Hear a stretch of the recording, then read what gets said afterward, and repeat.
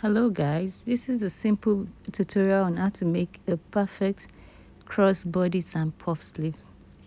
First, I started with the measurement of my half underbust because this one I'm using my shoulder to underbust measurements, which is 17 or thereabout. So now after that, before I start measuring the wideness of the bodice, I measured 4 inches, then drew a straight line. So now I'll start inserting the real measurements from that 4 inches line. First, I insert my shoulder measurements, which for this case is 9. Then my neck measurement, and from that neck width, I draw down the line to my 4 inches wrap allowance line.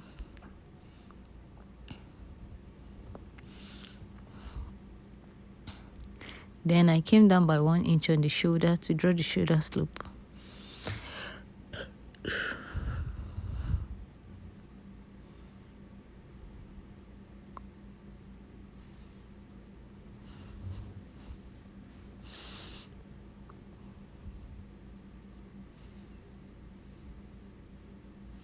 So I insert the bust measurements after measuring my 9 inches armhole length.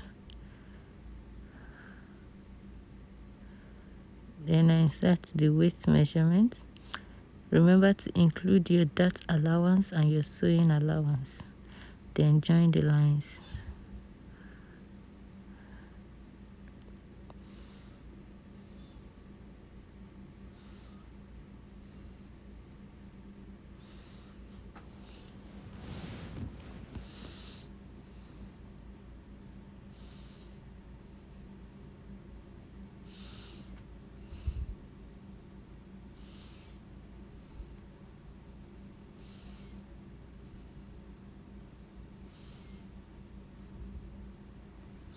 I went in by 3/4 of an inch on the shoulder half to draw the armhole curve.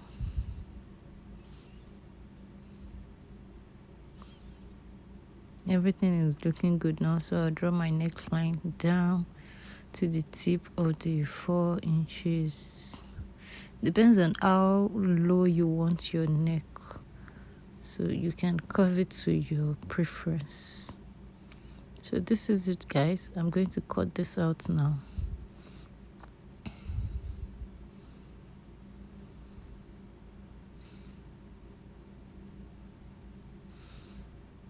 You see, our front bodice is ready in less than 5 minutes. Easy peasy. So for the back, pretty much the same thing. You measure the length of your bodice, then insert 1 inch for zip allowance. That line, my first line, is for my zip allowance. Then I inserted my neck allowance and my shoulder allowance. Come down by 1 inch, drew my slope. Then measure the insert the bust measurement with sewing and dart allowance. Likewise the waist measurements. I join the lines, and next thing is to cut.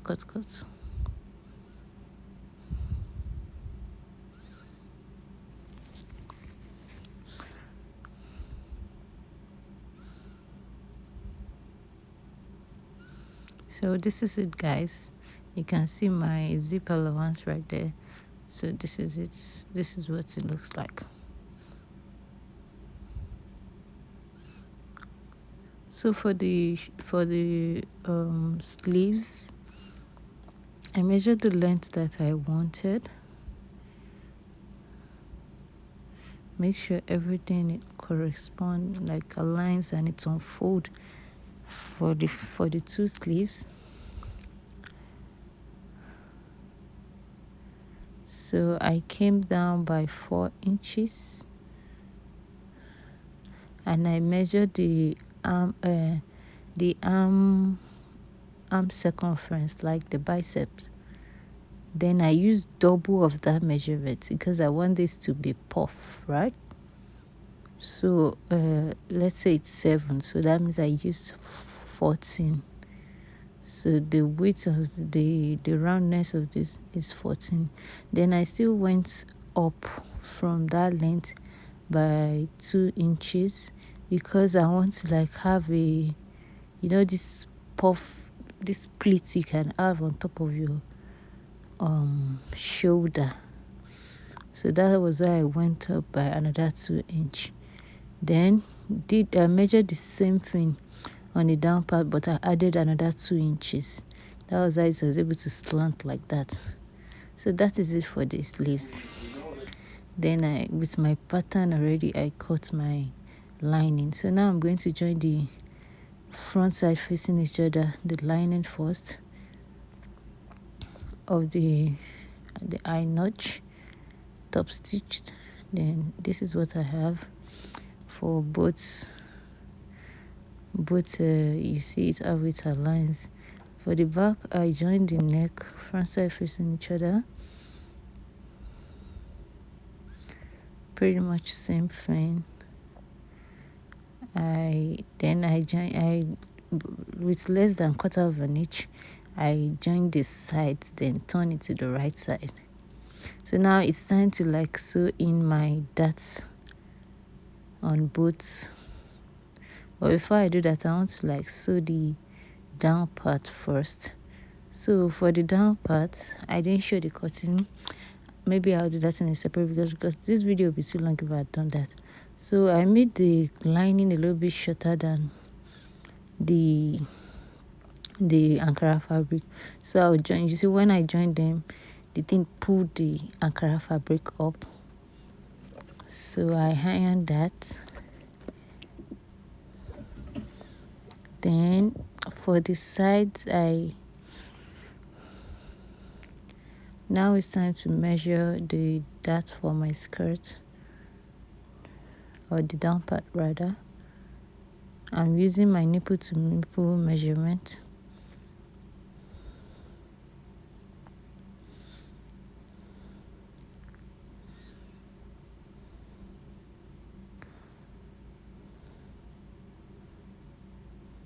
Pretty much what I did is I just measured my 6 inches downwards, then measured half inches on both sides, then joined the lines together, and that's my dart line.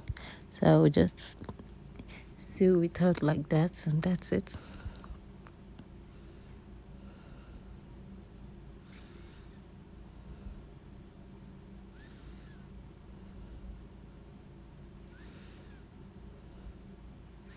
So that is it for my dart. I did the second side too.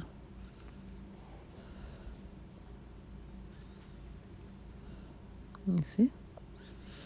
Then for the dart of my blouse too, I just measured my nipple to measurement, and I did the same thing. And for the dart from the shoulder, I measured 9 inches downwards. That's how I get where my dart will stop. For the bodice dart, that's how you know the length of your dart. So this is it, guys. I joined the front and the front bodice and the front down skirt part together. Then after joining, because I won't be using a serger, so I close my seam with a lining fabric that I have ironed like a bias. You see how neat this makes the work look like? So no serger, no problem. So for the back part, I came up by 3/4 of an inch, then went in by about 5 inches to eliminate puff on the back, on the zipper area. The back is not straight line, so this is why you do this. I'm doing this for both of the bodies at the back, as you can see. So that is it. You see, this is both of it. So now I will now join the back to the skirt, back bodice to the skirt, like I did to the front. I pinned it down for ease.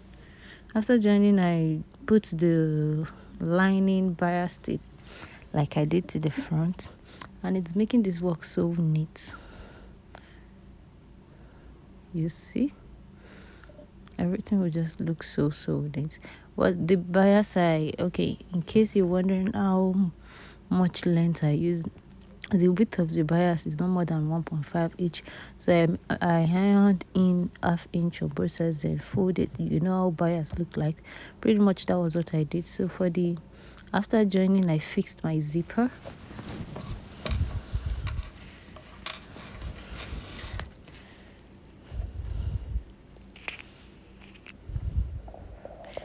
And this is what the back looks like, guys. I'm sure you're loving this right now. Then I close my back vent.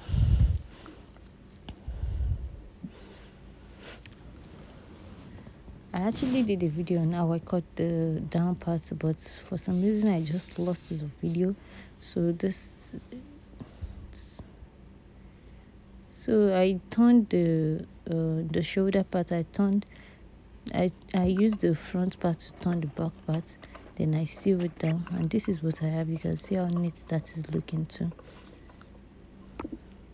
So the dress is almost ready in less than a couple of hours. So I measured my bust measurements.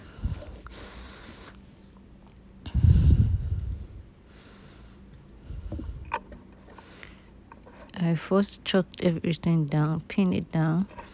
I measured my hip measurement. Then on the hip line, I go in by, I come down by another 2 inches.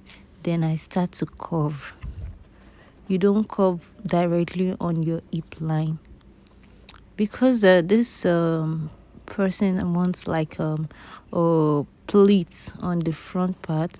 So I first inserted the pleats from the under bust waistline to the hip point. I pinned that down, then retake my measurement rather, then chalk it down. I used chalk to measure it out, then I pinned it down like that. You know, sewing takes a lot of patience. So this is it, guys. No rush. So after pinning, when I got to the hip point,